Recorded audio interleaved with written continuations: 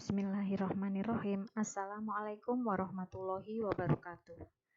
Anak-anak, kita bertemu lagi. Alhamdulillah, kali ini kita akan belajar tentang instrumen atau alat pembayaran. Nah, ini adalah lanjutan dari KD 3.6. Dan sebelumnya Ibu bertanya dulu, alat pembayaran itu apa sih? Kalian tahu nggak? Taunya pasti tahu ya, tapi pengertiannya apa mungkin pasti macam-macam pendapatnya. Nah, alat pembayaran itu apa hanya uang saja? Gitu. Nah, nanti kalian akan bisa menjawab. Sekarang coba jawab dulu sendiri-sendiri. Nanti dari belajar ini semoga bisa terjawab dengan tepat. Lalu the next question adalah, selama ini sampai umurmu segini ini yang kamu manfaatkan tuh alat pembayaran apa aja gitu ya. Silakan juga sekarang ditebak-tebak, jawab-jawab sendiri. Nah, nanti setelah mengikuti pembelajaran ini nanti silakan cocokin jawabannya. Ada berapa macam. Baik, awalnya pasti Ibu ingin menunjukkan tujuan pembelajaran hari ini adalah setelah melalui pembelajaran ini peserta didik dapat memahami pengertian atau alat instrumen pembayaran, kemudian fungsi alat pembayaran dalam perekonomian, mendeskripsikan alat pembayaran, yaitu jenis dan pemahaman dari setiap jenis alat pembayaran, dan pengelolaan rupiah oleh bank sentral. Oke. Nah, sekarang kita masuk pada pengertian instrumen pembayaran. Apa sih pengertian instrumen pembayaran? Untuk singkatnya, yaitu adalah media untuk transaksi yang diterima masyarakat umum dan diatur oleh pemerintah. Pokoknya untuk bertransaksi gitu. Nah, jenis alat pembayaran ini apa saja, yaitu secara besar dikelompokkan menjadi dua, yaitu alat pembayaran tunai dan non tunai. Alat pembayaran tunai semuanya sudah tahu, yaitu uang gitu ya. Nah, kalau alat pembayaran non tunai apa saja? Itu ada macam-macam, nanti juga kita akan pelajari. Baik, sekarang kita lanjut ke alat pembayaran yang tunai. Apa saja pengertian dan syarat uang yang akan kita bahas nanti ya. Kemudian fungsi uang, lalu jenis-jenis uang, pengelolaan rupiah oleh Bank Indonesia, dan pengaman rupiah oleh Bank Indonesia. Kita lanjut, pengertian dan syarat uang. Pengertian uang adalah alat yang ditetapkan oleh pemerintah dan diterima masyarakat secara umum sebagai alat tukar. Itu adalah uang. Kalau berdasarkan Undang-Undang Nomor 7 tahun 2011, itu di sana dinyatakan bahwa uang adalah alat pembayaran yang syah. Nah, syarat uang itu apa saja? Tadi kan harus diterima secara umum, ditetapkan oleh pemerintah. Nah, syarat-syarat sesuatu itu bisa jadi uang itu apa gitu. Yang pertama adalah diterima masyarakat. Yang kedua, nilainya stabil, tetap tidak mudah berubah. Nah, yang ketiga, tahan lama. Yang keempat, mudah dibawa dan disimpan. Yang kelima, dapat dibagi tanpa mengurangi nilainya. Jadi ada uang 100-an ribu, tapi juga ada yang 10.000, 5.000, 50.000. Tapi nilainya tetap ya, 5.000 mah memang 20 kali 5.000 untuk bisa sama dengan 100 gitu. Jadi itu bisa dipecah tanpa mengurangi nilai.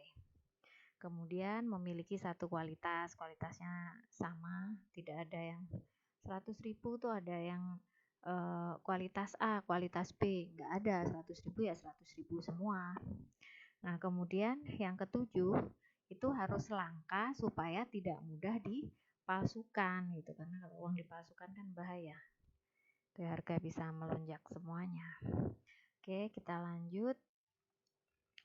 Fungsi uang. Fungsi uang ini ada dua macam, dikelompokkan dalam dua kategori, yaitu fungsi asli dan fungsi turunan. Fungsi asli hanya dua, yaitu dia sebagai alat tukar atau disebut medium of exchange, dan yang kedua adalah satuan hitung atau unit of account. alat tukar mau beli. Kalau satuan hitung ya hitung ini harganya ini berapa gitu. Nah, kalau turunan, fungsi turunannya ada 5, yaitu alat pembayaran, yang kedua penyimpan kekayaan, yang ketiga pemindah kekayaan, keempat penghitung harga, dan kelima pembentuk modal.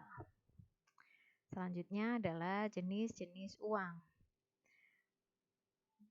Jenis-jenis uang itu dikelompokkan menjadi 3, berdasarkan bahan, kemudian berdasar lembaga yang menerbitkan, dan yang terakhir adalah berdasarkan nilainya. Yang pertama berdasarkan bahan itu ada uang kertas dan uang logam. Ini kalian sudah mudah mengetahuinya setiap hari. Kemudian yang kedua adalah lembaga yang menerbitkan, itu ada uang kartal dan uang giral. Uang kartal adalah yang diterbitkan oleh Bank Sentral berupa uang logam dan uang kertas, sedangkan kalau uang giral adalah yang diterbitkan oleh bank umum. Oke, yang ketiga adalah berdasar nilai, yaitu full bodied money dan representative full bodied money. Apa sih maksudnya full bodied money? Ini adalah uang yang nilainya sama dengan nilai bahan yang digunakan untuk membuatnya. Biasanya full bodied money ini seperti di uang logam yang bukan emas ya gitu, yang seperti uang Rp1.000, Rp100, Rp500, itu antara nilai yang tertera dengan harga yang bahan yang digunakan itu sama. Nah, kalau yang representative full bodied money itu adalah nilai yang tertera itu biasanya lebih tinggi daripada bahan yang digunakan. Contohnya adalah terjadi pada uang kertas. Uang kertas itu kan misalnya uang 100.000 atau 50.000. Sebenarnya kertasnya, bahan yang digunakan untuk membuatnya tidak akan sebesar itu gitu. Itu adalah untuk uang-uang dengan nilai yang besar. Oke, selanjutnya adalah pengelolaan rupiah oleh Bank Indonesia. Ada 6 tahapan, yaitu perencanaan, mencetak, pengeluaran, kemudian mengedarkan, pencabutan dan penarikan, serta yang terakhir memusnahkan. Jadi perencanaan ini dilihat dari berkoordinasi, Bank Indonesia berkoordinasi dengan pemerintah, angka inflasinya seperti apa dan kebutuhan uang oleh pemerintah seperti apa, perkembangan perekonomian juga bagaimana. Nah, kalau sudah dengan melalui perhitungan dan berbagai diskusi, maka dicetak. Dan setelah dicetak, dikeluarkan, dinyatakan dikeluarkan uang rupiah sekian, dan selanjutnya diedarkan. Nah, yang tahap pencabutan dan penarikan itu bagaimana? Itu adalah untuk uang-uang yang sudah tidak layak pakai atau tidak diinginkan masyarakat, maka ditarik dari peredaran, dan selanjutnya langkah terakhir adalah memusnahkan. Jadi kalau kalian punya uang yang jelek banget, itu bisa disetorkan, dititipkan ke bank umum. Itu harusnya bank umum punya sebagai agen dari Bank Indonesia, mereka yang mengumpulkan uang yang tidak layak lagi kemudian disetorkan ke Bank Indonesia untuk selanjutnya dimusnahkan gitu ya. Oke, selanjutnya adalah alat pengaman rupiah oleh Bank Indonesia. Nah, ini alat pengaman rupiah oleh Bank Indonesia, terutama uang kertas ya. Kalau uang logam mah hampir nggak ada yang pengen memasukkan karena nilainya yang hanya kecil, rugi gitu ya. Makanya seringkali yang dipalsukan itu adalah uang kertas dengan nilai yang besar. Nah, makanya itu ada 11 alat pengaman yang dipasang oleh Bank Indonesia pada uang kertas itu. Nah, tapi Ibu di sini tidak akan menguraikan, tapi Ibu akan menugaskan pada kalian untuk mencari, menyebutkan apa saja sih 11 alat pengaman itu, dan selanjutnya pastinya silahkan dijelaskan atau diuraikan, dijelaskan masing-masing poin tersebut. Oke, kita lanjut ke alat pembayaran non-tunai. Itu kita akan mencakup pada pengertian, jenis, dan contoh-contohnya. Pengertiannya adalah alat pembayaran yang bukan berupa uang kartal yang dikeluarkan oleh lembaga keuangan. Jadi bukan berupa uang ya, ini alat pembayaran non-tunai ini. Jadi alat pembayaran yang bukan berupa uang. Oke, jenis-jenis alat pembayarannya adalah secara umum dikelompokkan menjadi 3, yaitu paper-based, kemudian card-based, dan yang ketiga electronic based. Paper based maksudnya adalah berdasarkan kertas. Alat pembayarannya medianya berupa kertas, sementara kalau card based tentu saja kartu, dan electronic based adalah alat elektronik. Selanjutnya contoh-contohnya yaitu kalau yang berbasis kertas itu adalah cek dan biliet giro. Kertas kecil yang ditandatangani oleh penerbit dan kemudian nanti diberikan pada partner bisnisnya untuk kemudian dicairkan ke bank. Gitu. Nah, tapi untuk cek dan biliet giro ini berbeda, bentuknya mirip tapi pada dasarnya berbeda. Kalau cek, si penerima akan menerima uang secara tunai, tapi kalau biliet giro maka uang yang diterima oleh si penerima biliet itu masuk ke rekeningnya, tidak diterima dalam bentuk uang kas. Oke, kemudian yang kedua adalah yang berbasis kartu. Itu di sana ada kartu ATM, lalu ada kartu kredit, kartu debit, dan kartu elektronik.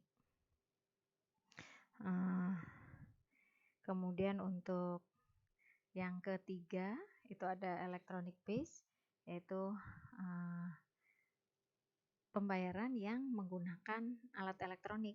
Contoh itu internet banking. Kemudian ada mobile banking. Apa sih bedanya internet banking sama mobile banking?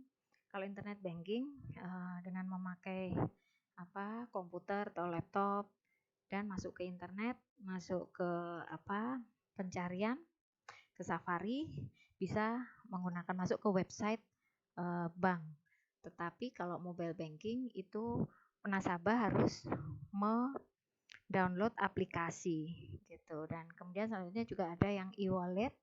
E-wallet itu contohnya ya GoPay, OVO, ShopeePay, Kris dan sebagainya. Oke, anak-anak